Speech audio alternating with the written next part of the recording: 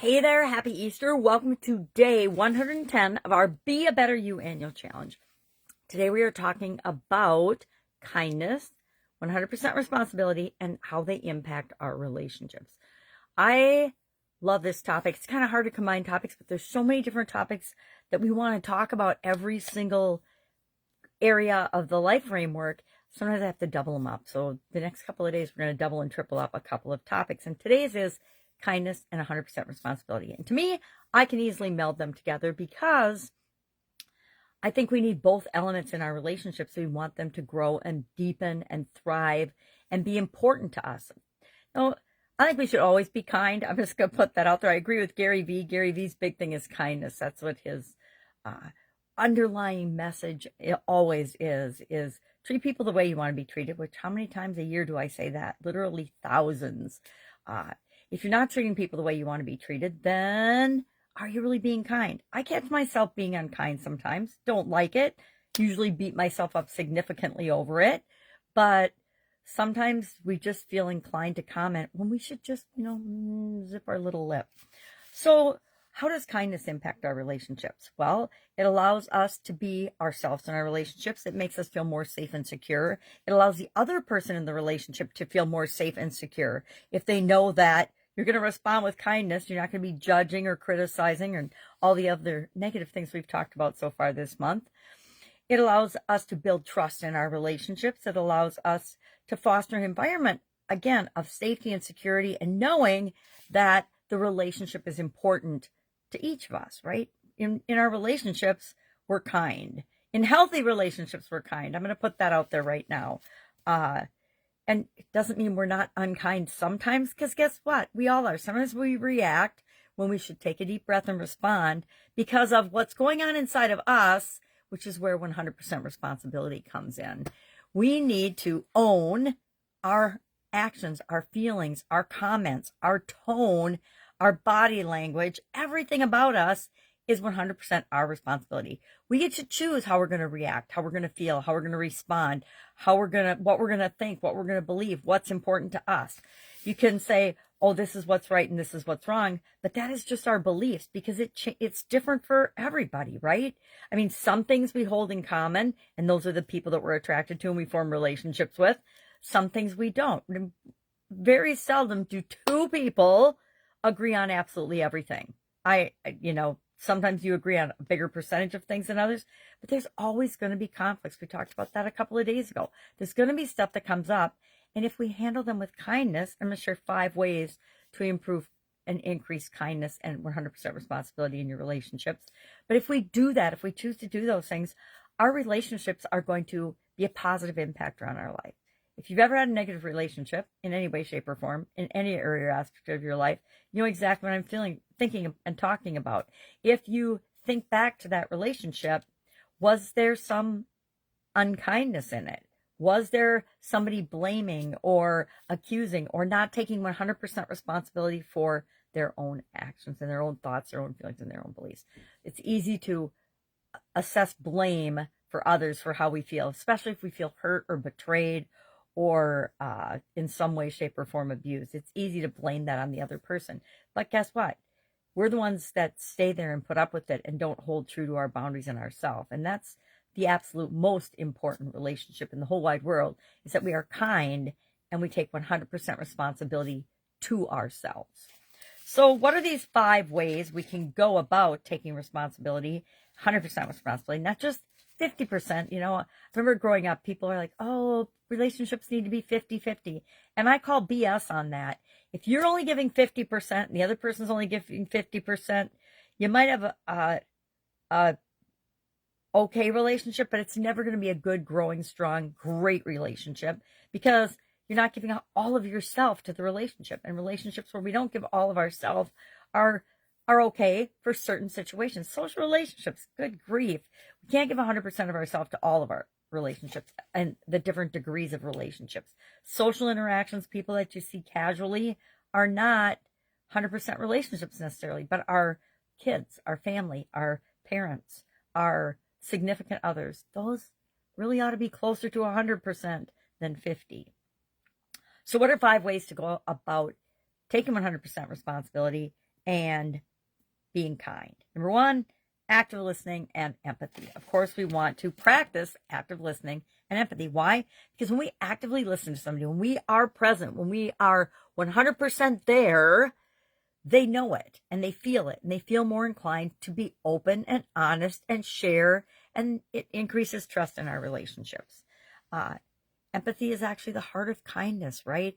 Putting ourselves in someone else's shoes and understanding what they're really trying to communicate and convey, which is part of active listening, is a true sign of caring about the relationship. Number two, own your emotions and reactions. This is a biggie for all of us, me especially, because naturally we want to avoid any negative reactions that we have and not take credit for them, right? Not own them.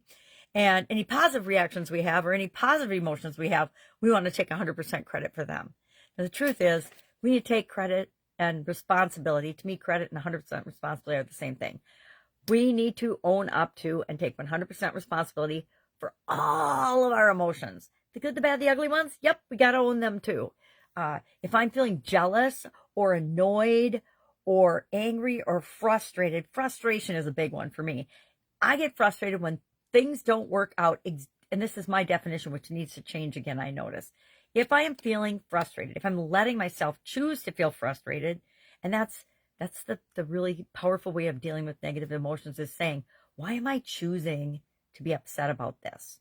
Why am I choosing to be angry right now? Because that reminds me and you that we are actually making a conscious choice. It might not initially be a conscious choice, but the longer we feel that emotion, the more we are reminding ourselves and staying in that emotion, the more we are choosing it.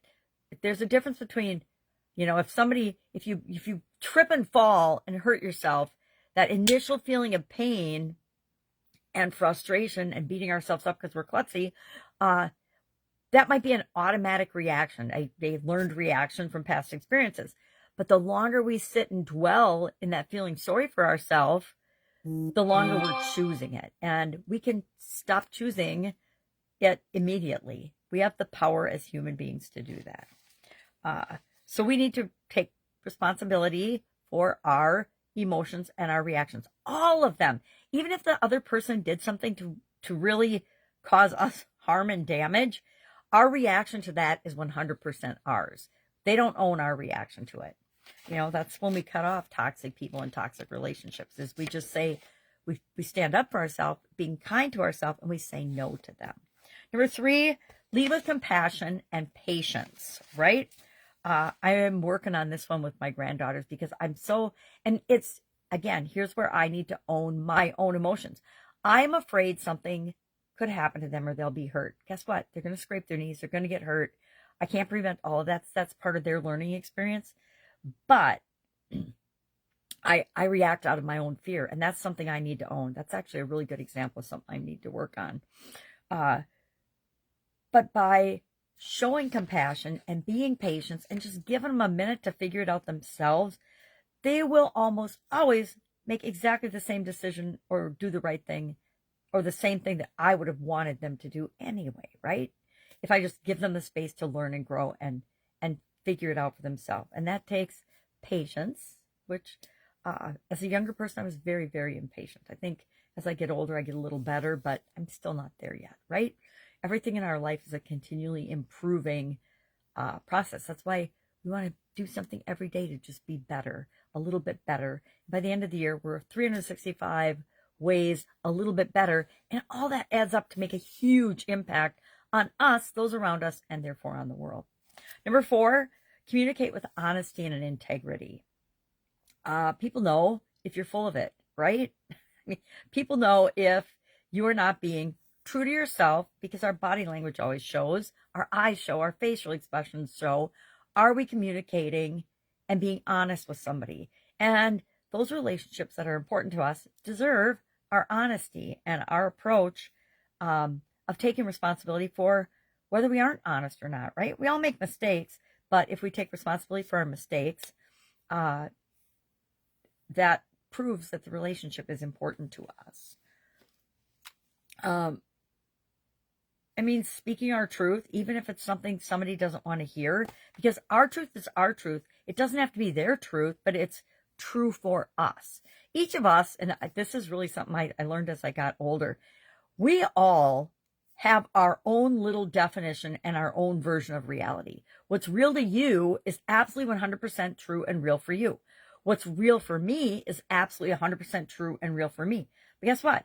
Reality is different for each and every one of us. It's why 150 people can witness the exact same thing.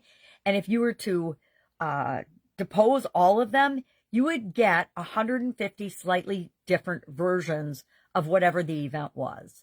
They've done scientific studies on that, and it's so true, but it's so profound to keep that in mind, that whenever we're in a relationship, especially our close relationships, that person's reality is always going to be a little different than ours, right? Even though we experience things together and have shared experiences, how they experience that event or travel or whatever it might be, whether a positive or negative experience, they're going to experience it slightly differently than I will. And we just need to keep that in mind. Number 5, be willing to apologize and forgive. We are not perfect, any of us. And so we have to be willing to take a deep breath and say, oh my God, I was just such a jerk. I am so sorry. And honestly, truly, sincerely mean that apology. And then because apologizing isn't a weakness, it's showing that we know we're human and we make mistakes. And sometimes we say things or do things that we wish we hadn't said or done, especially in the heat of conflict or challenges or stressful times that we're experiencing. And we all go through those as well. And then finally, when somebody else is willing to admit their mistakes, forgive them, let it go, and move on so that you can keep the relationships that are important to you. Of course, that doesn't apply to toxic, unhealthy relationships that sometimes we find ourselves in as well. I was going to talk about what happens when we don't have 100% responsibility and kindness in our relationships, but I think we all know what happens, right? The relationship is doomed to fail, or some harm is going to come to one of the parties in some way, shape, or form. And harm can be emotional, harm can be physical, harm can be all kinds of things. Harm can be missed opportunities, okay. All right, so that's our topic for today. Action item. I want you to think about as you go about your day and just notice how kind you are to other people. Are you treating other people the way you expect to be treated? And if not, time to do a little more self-reflecting, and I encourage you to journal about that today and say, okay, here's a situation where I could have been kinder, or I should have been kinder, or I wish I had been kinder. Or the reverse, notice if you are not taking 100% responsibility in anything today. And if not, why? And then, is it an area where you should be taking 100% responsibility? Because sometimes I don't take 100% responsibility because it is not my business and not my responsibility. Other times I horn in because that's my last name. Not appropriate. And then I should apologize. But notice those things, kind of unravel that and journal about that a little bit today and say, should I have been? And if I should have, why did I not? And should I not have? And if I did, why do I think I can do that? Because that's not validating someone else's boundaries. All right, that's it for today. Happy Easter. I hope you get to have some fun Easter celebrations today. I know I will. Let's have an awesome day. If I can help you, ask. Otherwise, I'll be with you tomorrow.